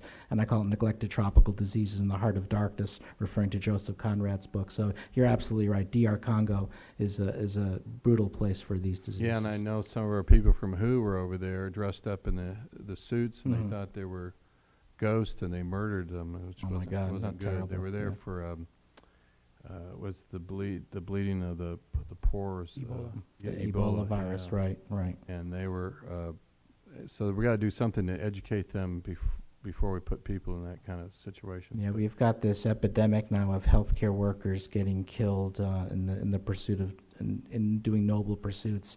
We're seeing this now in the delivery of polio of healthcare workers in Pakistan. Yeah, they It's- spread the rumor that it it's- was. Yeah, it's just so profoundly sad. Yeah.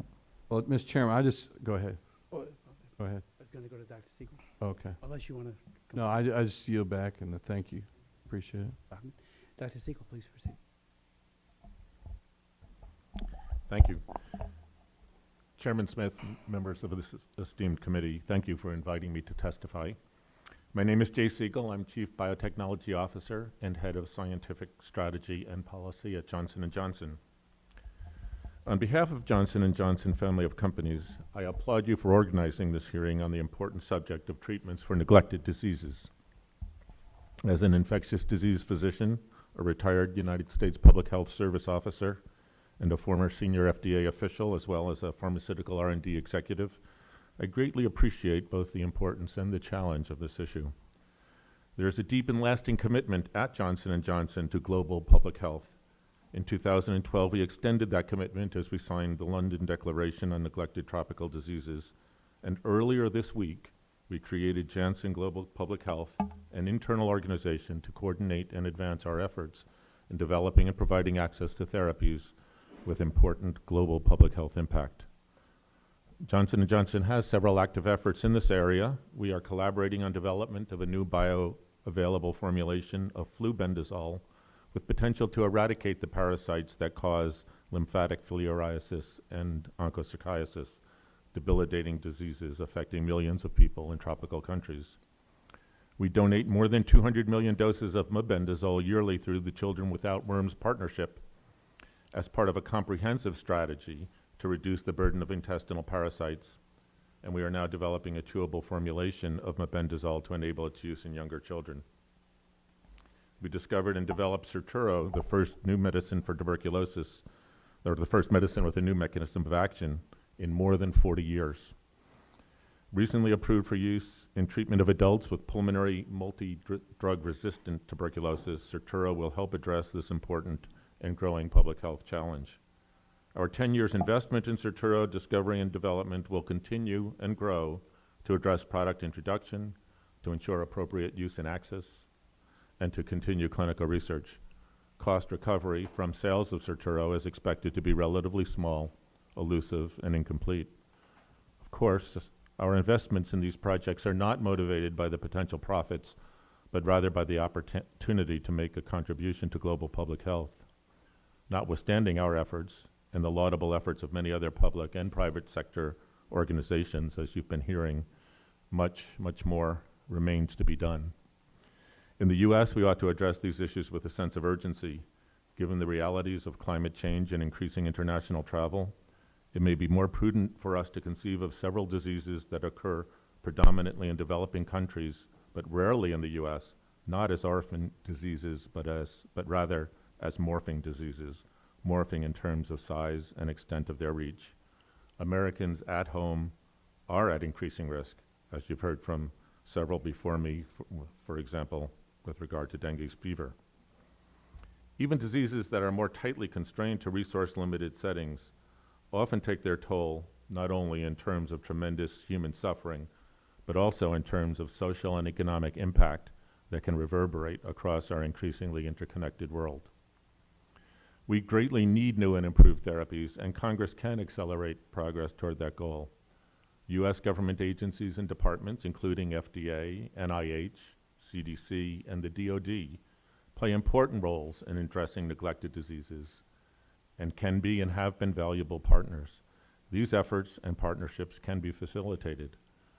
A reworking of R&D models, regulatory models, incentive models, and partnership models could enable greater investments and greater progress. In my written testimony, I described several existing models that might stimulate more investment and more progress in this area. Drawing on our experiences, we encourage Congress to reflect upon 3 considerations in the design of policies to stimulate investment and accelerate progress in this area. First, such policies should take into consideration a holistic view of the costs and risks across all stages of developing and supporting treatments. Second, the menu of options available to stimulate investment should be varied and extensive. This approach would help spark the level of investment needed, would address all stages of development, and would expedite assessment of which options work best. Third, policies should encourage partnerships that bring broad expertise to bear and help to diffuse the risk of drug development and delivery across multiple actors. In conclusion, the challenge of addressing neglected diseases is large and complex, but the U.S. Congress has opportunities to facilitate, coordinate, and incentivize the needed efforts of many interested and capable parties, thereby accelerating important advances against these devastating diseases. Thank you, Chairman Smith and members of this committee, for your leadership on this issue. I look forward to answering any questions you may have. Thank you very much for your testimony and for your very concrete recommendations. Dr. Zway. Thank you. Thank you very much, Mr. Chairman and members of the committee. Thanks for the opportunity to speak with you today. My name is Alex Swanay, and I am the Executive Director of the Deworm the World Initiative. That's a consortium of organizations which actively support the scale-up of national, or in the case of India, state-level school-based deworming programs. I come to my leadership role in the Deworm the World Initiative because my full-time job is the Executive Director of Evidence Action, a new non-governmental organization working to scale proven interventions to improve the lives of the poor in Africa and Asia. We are the leaders of the Deworm the World Consortium. School-based deworming is now recognized as one of the smartest and most cost-effective global health investments by leading academic centers, including our partner, Innovations for Poverty Action. This year, Deworm the World has helped our government partners provide deworming treatment to over 35 million children in Kenya and in India. My testimony today offers some practical recommendations on how to bridge the treatment gap in mass drug administration for the treatment of soil-transmitted helminths, schistosomiasis, and other intestinal parasites. I am not going to focus primarily on a plea for a large infusion of donor resources. Thanks to generous drug donation programs by our pharmaceutical company partners, Johnson & Johnson, the quantity of available drugs currently outstrips programmatic demand. Our experience suggests that targeted catalytic investments can be hugely beneficial. I also do not focus on calling for additional political will from developing country governments. We recognize that our partner governments have many competing priorities and limited budgets. They have to make hard choices, even with the very best of intentions. In this summary of my submitted testimony, I highlight instead how the gap between service need and service delivery can be bridged by bringing useful but non-intuitive information and evidence to the attention of policymakers, how sharing targeted and practical lessons about best practices and implementation can leverage and unlock developing country government money, and reducing the NTD knowledge gap. I'll discuss each of these very briefly in turn. First, on the question of evidence. As has been discussed earlier in this session, the magnitude of the benefits from deworming primary school-age children is truly striking. A 2007 study that measured the impact of an early 20th century hookworm eradication effort in the southern United States found treatment to increase school enrollment, school attendance, and literacy. A randomized controlled trial in Kenya of a school-based deworming program found similar results And by tracking those children over time, it's been shown that the benefits translate into more hours worked and higher wages for adults when they enter the formal labor market. This suggests a clear and identifiable link between global health interventions that reduce the suffering of children now and economic growth over the longer run. Sharing these kind of results with policymakers as part of a larger package of services or a structured engagement on doing more evidence-based policy making more generally can help decision makers prioritize investments so that their scarce resources stretch further. Increasing the capacity of governments to implement school-based deworming can make a path to sustainable, scalable services less daunting and more politically palatable. It is a challenge to convince a Ministry of Health official to take on a new national program.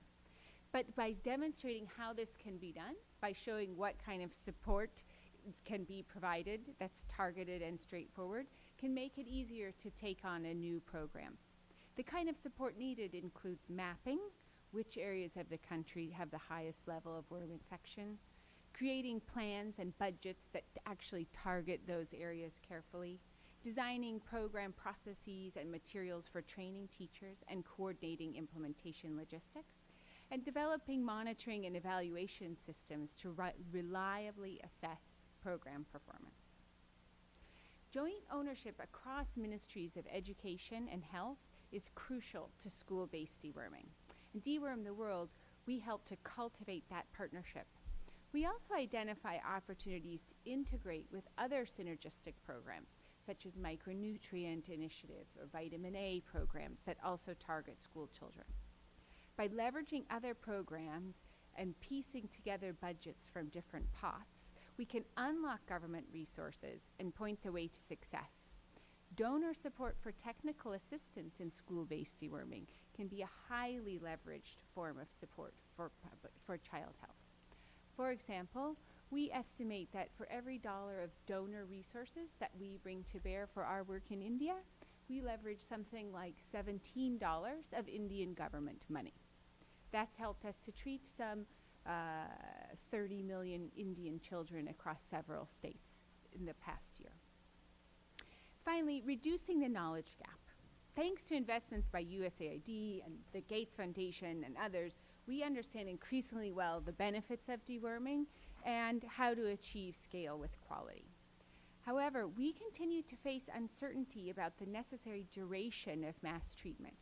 As an implementing organization, I can tell you it's difficult to work with a government counterpart to bring a new program on board when you can't tell them with certainty if they're making a 5-year commitment or a 10-year commitment. Those are very different things from a budget perspective and a political perspective.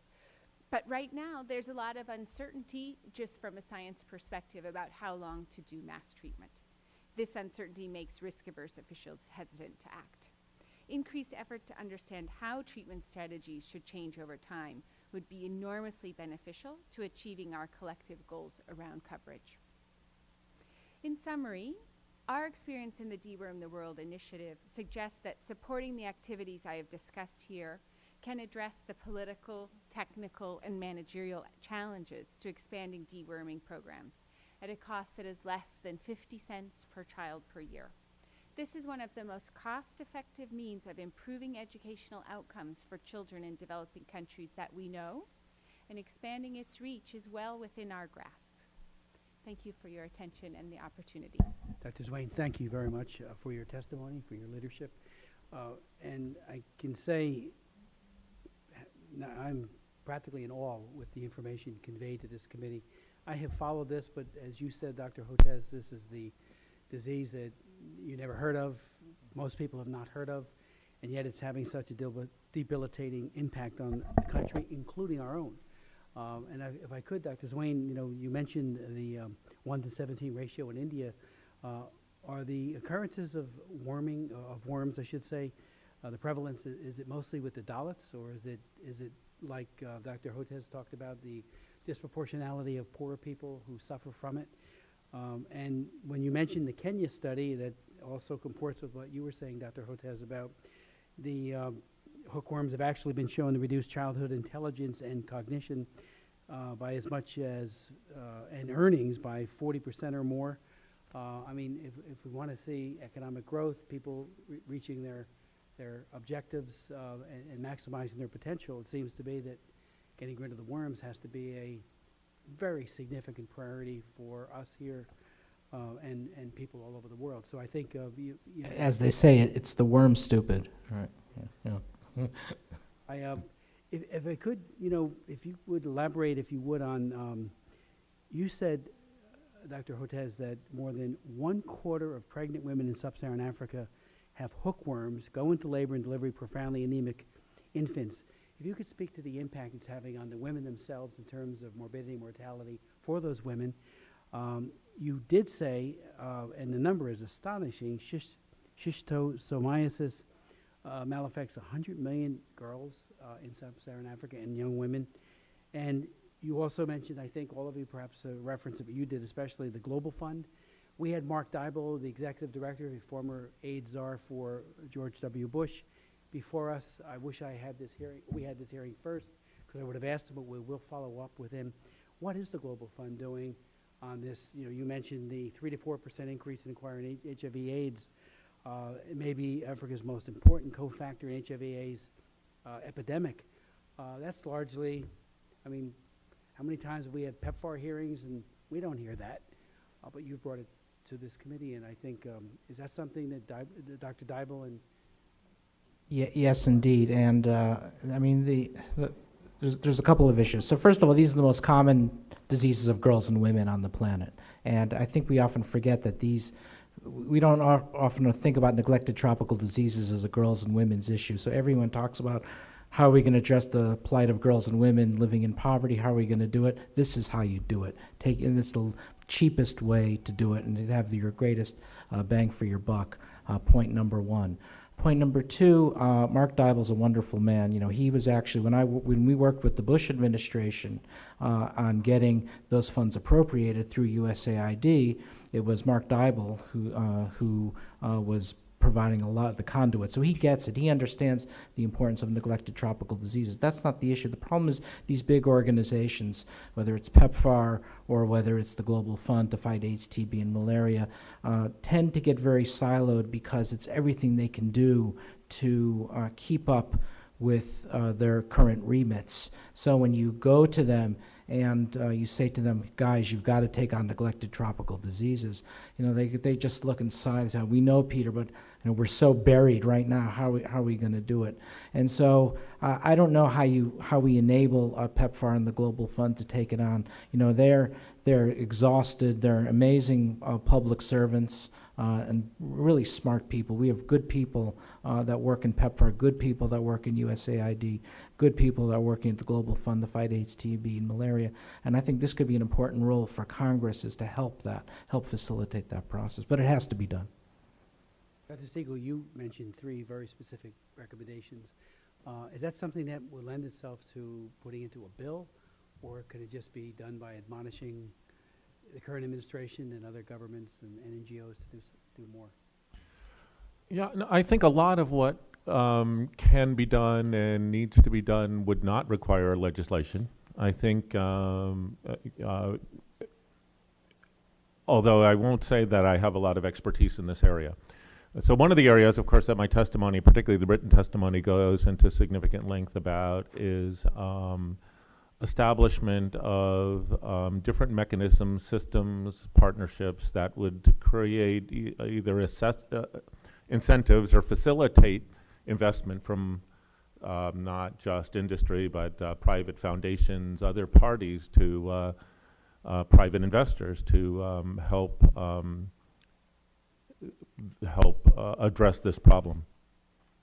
A lot of that work, I think, does not require legislation. I think congressional support, exhortation, increased involvement, and perhaps increased funding for involvement from public health agencies and Department of Defense can all play an important role in making that happen. And I think Congress can really stimulate those sorts of actions. There might be some areas and some types of investment scenarios that would require legislation, though. Yes, Dr. Ortiz. And Dr. Ortiz, do you think that a centerpiece of a neglected diseases bill, tropical diseases, would be the Centers for Excellence? So the centers of excellence would be a key component, and both to focus on neglected tropical diseases abroad as well as here. So what we're seeing is a blurring. It's wherever poverty exists. In fact, I have this new provocative map that was just published in Foreign Policy about where the neglected tropical diseases are, and it's those pockets of intense poverty in G20 countries, northeastern Brazil, southern Mexico, and right there is the southern United States with Texas and elsewhere and the Gulf Coast. So that's point one. I think point two is, and I've written about this, we need to set aside a portion of the President's Global Health Initiative. It could be just 1 to 2% for new product R&D. I think that would be a real game changer. That would pump a lot of support into the system and to make that happen. So that's a key component. And I think lastly, we need to really look at these diseases as girls and women's issues and think about, when we talk about addressing women's health, ask what are we doing about the neglected tropical diseases. I think that's extremely important. And finally, I'll just say NIH, the leadership of NIH, including Roger Glass at Fogarty, Tony Fauci at NIAID, have really bent over backwards to keep NTDs on the radar screen, oftentimes against political pressure. We really have to congratulate them for the leadership. The other thing we're not doing, though, is we're not supporting our military. We're not supporting the Walter Reed Army Institute of Research. We're not supporting the Navy equivalent. We often forget many of these products that everyone talks about for scaling up was actually invented by the U.S. military. One of the reasons why we initially set up in Washington, D.C. is how do you learn how to make a vaccine in the nonprofit sector? Well, we do it through learning from people from Walter Reed Army Institute of Research who've been our teachers. They're dying on the vine right now because they're not being provided for any funding, even though there's been one of the greatest track records in leadership. So we have an article talking about the role of military leadership in tropical disease coming out in the fall. We had a representative from Walter Reed testify on malaria just a few weeks ago, but true to form, because he's a good, he knows the Yeah, order. they can't say it. That's why I have I to asked say him, it. what do you need? How can we be helpful? That's right. And he was very creative in how he answered, well, we're doing the best we can with what we have. Walter Reed is one of our greatest national treasures, and we're not doing either the military or the U.S. citizens a service by cutting them short. Chairman Smith, I just want to get back to your earlier question and say that I'd like to take the opportunity to consult with a broader range of experts on, because there is a lot that can be done without further legislation, but there's also a lot of potentially that where legislation would be helpful, and we'd be pleased Well, to. you could help us craft a bill. I find sometimes when you get a bill passed in the House, and even if it doesn't pass the Senate, it does have an impact. Some years ago, I introduced a bill to deal with obstetric fistula, and I visited a hospital which many people have visited in Ethiopia, that has worked miracles on women who suffer from that horrible disfiguring and debilitating outcome from obstructed delivery and other reasons. And we got the bill passed in the House. Senate never took it up. I asked USAID if they would just follow the parameters. They had the authority of what the bill had recommended. And Kent Hill, who was then the USAID health official, the top guy, he did it, and 20,000 obstetric fistula surgeries so far have been performed via USAID dollars, augmenting what the Africans are doing, what everyone else is doing, including that great hospital in Ethiopia. So we really, any ideas you have, we will work hard to get it enacted into law when we get a best tropical disease. That's so reassuring. I mean, I just make the point, we're not talking billions, we're not even talking hundreds of millions. We're talking very modest amounts that can be transformational. Please give us your best ideas on what it should look like. And we'll work very collaboratively, obviously, with our folks over at the State Department, USAID, and NIH and CDC. But best ideas, please fork them over. Dr. Swain, did you want to comment? particularly on the Dalits issue? Oh, Are they yes. mostly, On the issue of who has worms in India, the first thing I would say is there's a lot we don't know about that. Unlike in Africa, where quite a bit of mapping has been done to understand where the worms are, we know relatively less about that in South Asia. A highly catalytic investment would be to systematically map India for the likelihood of soil-transmitted helminth infections, which would cost something on the order of $8 to $10 million, and wouldn't be, from the. Maybe I'm an ex-Gates Foundation person, but that's not a lot of money in the grand scheme of things. But what we do know, even without that systematic map of India, is that the worms are a problem of rural poverty. So there's fewer worms even amongst the poor in urban settings, and where there's lack of sanitation is where there's a lot of worms. So, without saying I have the perfect maps that would satisfy Dr. Hotez or CDC, the primary maps are concentrated amongst the poor in the Hindi belt. So UP, Bihar, Rajasthan, that area of India. The two Millennium Development Goals, one dealing with reducing maternal mortality and also infant mortality. Again, getting back to your statement, Dr. Hotez, about the anemic infants, is there any number of how many of those children, because they're born prematurely and anemic, actually die or suffer from other diseases that would reduce their quality of life? Well, so again, this is one of the reasons why neglected tropical diseases have been neglected. With some exceptions, most of these are not killer diseases. So, none of the children are dying from the diseases that Dr. Zwane talked about or I talked about, but they're no longer wage earning. They're no longer productive individuals. And so what needs to be done is to aggressively scale up things like deworming, but we're going to need new interventions. So you talk about the fact that you don't know how long we're going to have to treat for. Well, it depends. So for that horrific limb disfiguring disease, 4 or 5 yearly treatments can actually eliminate the disease as a public health problem. We're talking pennies a year, so incredible. For some of the intestinal worms, like the hookworm, they keep coming back. So what we're doing at Sabin Vaccine Institute, Texas Children's, and Baylor is we're making a hookworm vaccine. The idea is you fold that in, so after you deworm, you vaccinate so they don't come back. Now the key is it's got to be a cheap vaccine, right? So our economists tell us that we've got to make these vaccines under $2 a dose. So it's a very fascinating process of how we make vaccines. We use the cheapest, inexpensive expression vectors, column resins that have been off patent for years, because we know we can make a vaccine for hundreds of dollars. The trick is not doing it for $2, and I think we're succeeding in that. Now it's in clinical trial. What? Right now our vaccines require a cold chain. It would be nice to, if we can factor that out as well, but for version 1.0 of our vaccines, we still need a cold chain. Follow up on that with the respect to very young children. The drug donation program and the program, please correct me if I say anything incorrect, as overseen by WHO, focuses on primary school age children. But we know that in fact children who are 1 year old or certainly 2 years old also may very well often have worms. But the drug donation program does not provide drugs for those children.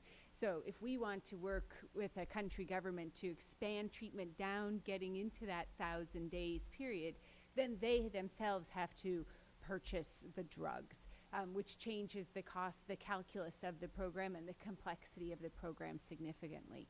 Expanding our conversation around how to handle children under primary school age could also be something quite valuable. That's true, and that is one of the motives. We're actually investing some number of millions of dollars in the development of chewable, as I mentioned in my testimony, chewable, and one of the main version of mebendazole, and one of the main reasons is in order to be able to bring that down and make it more accessible to younger children. Yeah, one of the things that's been found now, which is very curious, is we're getting these high rates of hookworm infection in young neonates as well. And there's some suggestion that the neonates are acquiring it vertically through breast milk, that the larvae are infecting, women are infected, the larvae get into breast milk, and it's being transmitted vertically from mother to child. So we're finding all these new mother-to-child NTDs. So, for instance, maternal child Chagas disease. We're finding it's transmitted from mother to baby, and it's we estimate 300,000 pregnant women in Latin America with Chagas disease. Pierre Buchan's at Tulane has found 40,000. Has estimated 40,000 pregnant women in North America alone with Chagas disease, transmitting it from mother to baby around 5 to 10% of the time.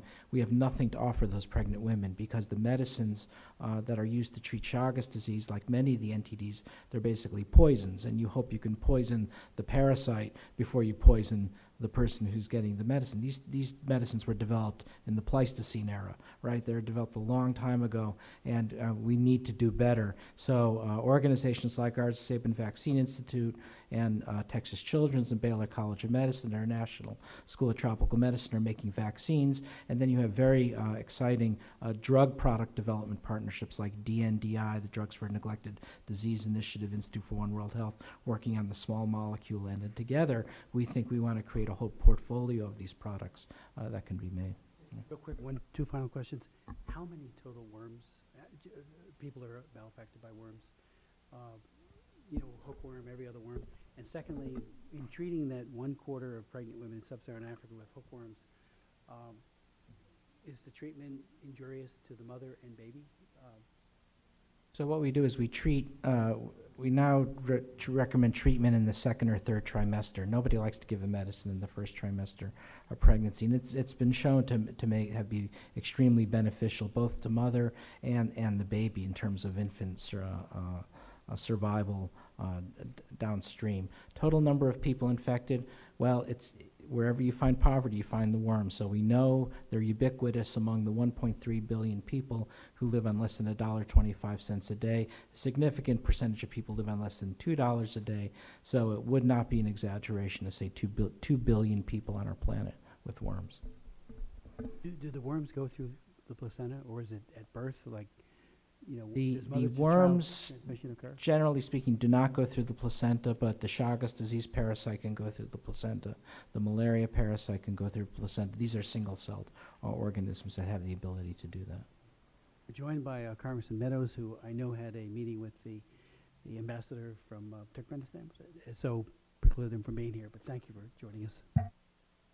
Thank you, Mr. Chairman, and thank each of you. And I came back to show the importance of it. Actually, I've got a meeting in a few minutes with head of the cabinet from Japan, so I'm going to run out and I'll submit some questions for the record. But You can congratulate the ambassador to Japan if you like. They just stepped up and provided a first major contribution for neglected disease product development. I spoke to him. It's a partnership with Japanese two industry. days, and it's a wonderful partnership, and we've got a great relationship. So I will pass that on to him. But I want to just say thank you for highlighting this. And the chairman is correct. When we highlight things, it may not pass in legislation, but we do see a difference truly in terms of other programs that are discretionary in terms of where those dollars go. And so your testimony today is very key and very apparent in terms of making real changes.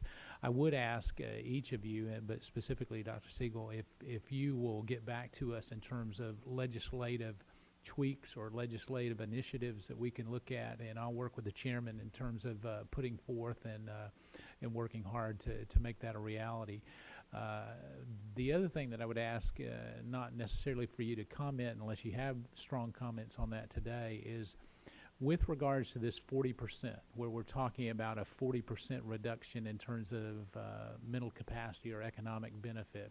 That is huge, because there are those that will sign on to a piece of legislation based on the humanitarian aspect of it.